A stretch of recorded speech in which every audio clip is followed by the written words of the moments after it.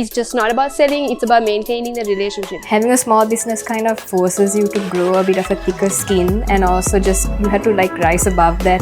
It didn't matter if like no one came to buy anything, if they just saw and like I got to watch how they reacted to my art. It meant a lot to me.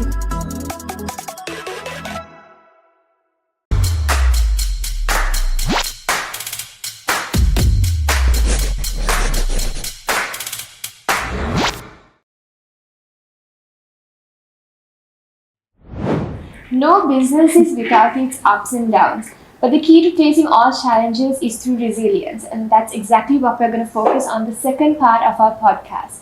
So the first question I have is for you, Kuku. In terms of a career, is Krasa the only thing that you focus on, or do you have another career going on, and how does it support each other? So when I first started Krasa, that was my main focus in terms of a business. But no sooner I was done with uni, I did start a full-time job, and not gonna lie, it's been super hectic with managing both Krasa and the full-time job, right? But I think it comes down to the effort you put in as well. So for me, during weekdays, most of the time, not gonna lie, I hardly post compared to like what I used to do before, but I do have my mom to step in, right? So when things get like tough, my mom steps in. So in terms of like marketing, I love social media marketing. I love creating content. So what I do, I leave my weekends to focus on Krasa. But like, it's been very tough. Like I think last time I posted was a couple of months back, right? But I think it all comes down to like keeping your audience or your customers engaged, right? It's just not about selling. It's about maintaining the relationship, right? But yeah, I try like new ways, just not about selling, but like try plan over the weekends, and then like there are scheduling like what do you call platforms, right? So that's my plan. But yeah, being very hectic, and I think it's a process and it's a journey. But I think if you have your vision, if vision hasn't changed, your ultimate goal is to maybe like, I don't know, for me, of course, my goal is to actually have a shop in Sri Lanka, and that hasn't changed. So I think even though it's tough to manage both, I think if your vision is like straight, you just put in the effort. And yeah, and like I can see you like when you speak, like there are instances both where like even your corporate jobs like helps you in for sure, even in terms of like organization and stuff. Like, obviously when you expand into like a store and all, these are skills that you can actually take over, right? For sure. Yeah. So I know you said it was tough, but I'm sure like there are also moments where there are successes too. So Radhi, do you want to share a little bit about what has been some of the toughest times and also like the most rewarding times you've had in this journey? Okay. Well, with toughest times, okay, let's start with rewarding because that's like on a good note. I think it's like the pop-up stores that I've had. So mostly at Comic-Con. The 2 times I had a little stall at Comic-Con in the Artist Alley was in 2018 and last year actually. And both those times were like a really great experience for me. Not just like, it's not about the sales half the time. It's about the fact that as a new emerging artist, like I didn't have like a steady profile or anything. So I had a lot of people coming in and acknowledging my art, just being very hyped. Because if you know the kind of people who come for Comic-Con, they're like fans, like hardcore fans. And it made me also really happy because I'm also like an anime fan, and like seeing them just go crazy over my art was so, like, it was so wholesome for me. It didn't matter if like no one came to buy anything, if they just saw and like I got to watch how they reacted to my art. It meant a lot to me.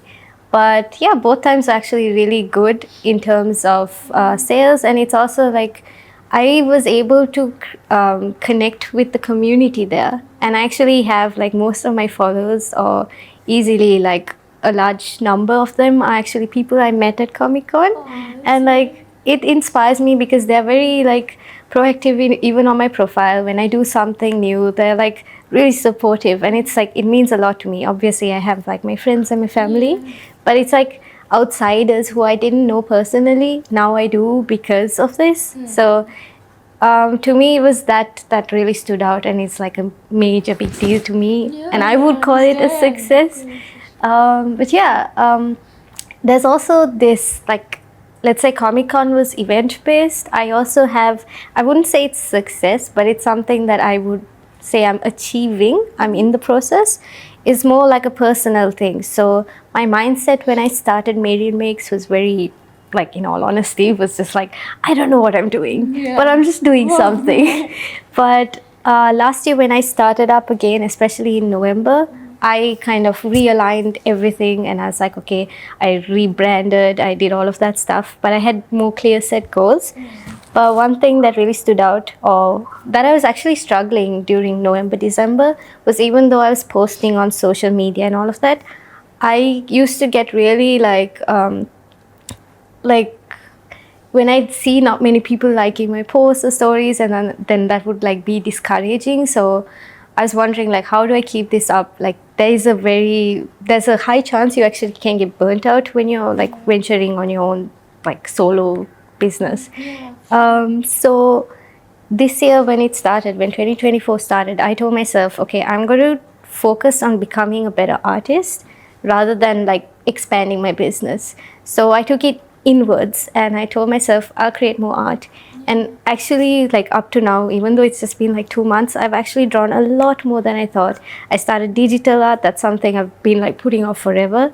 And it's becoming easier to like accept that even if I don't get a lot of likes or anything, I'm still creating and I'm putting myself out there, and like my art and myself as an artist and as a person is growing. So I would say, like, yes, it's a little bit of a setback in a sense, but it's also something that I can expand and grow into as a person. It's about how you look at it, right? Like, Yeah. It's not exactly a setback, but you took the time to develop yourself as an artist. Yeah, and I'm like hoping that throughout 2024 that'll just expand. I'm like, sure it will. Right? Yeah.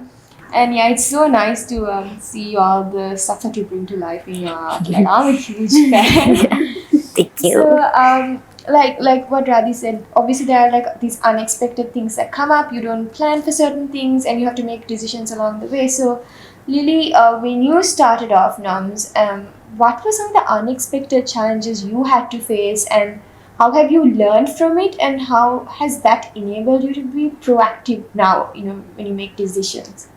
I think one of the biggest challenges that I didn't see coming, I don't think most people would see if you're not a small business owner, is the emotional aspect of it and mentally, because you are marketing it out and you see that success as, people want to buy, people like your posts.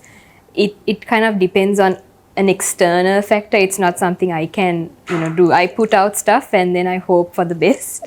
So when I didn't see that much of a that much engagement with my posts or even orders coming in when I first started, I was like, oh no, like, what have I started? Like, is this a mistake? Is this ever going to take off? And I think most startup owners will have that initial anxiety of it's a lot of investment. And it could work or it could be a flop. But I think being patient with that really helped. And I also placed a lot of expectations on people around me, even like friends or family, because I was like, they're close to me, so they need to order. They need to, I placed so much expectation on them on how they should support me. And that's not realistic and it's not fair either. But that's something I had to learn the hard way. So when I saw that not happening the way I wanted it, it kind of crushed me a little bit, and I was like, if I can't have my nearest and dearest support me the way I want them to, how can I expect, like strangers to? But I think having a small business kind of forces you to grow a bit of a thicker skin, and also just you have to like rise above that, because you can't place that expectation on everyone to, support me a certain way, the way I want it. But it just comes in like unexpected ways. I've had complete strangers or like old friends from school that I haven't spoken to in years coming and like ordering and just following my page, Or just liking your post. exactly. Yeah. So they just like pop out of nowhere. And so I think releasing that kind of expectation from people, it's really important, but it's not something people talk about as much, because it's a lot of emotional investment as well into it. It's like your little baby and you just want it to do so well, and when you initially see it's like, oh, this is not going well, it's hard. And I also think another challenge is like startup burnout, or when you start, because you feel that passion and you keep going, but then eventually, so I experienced this like in December of last year.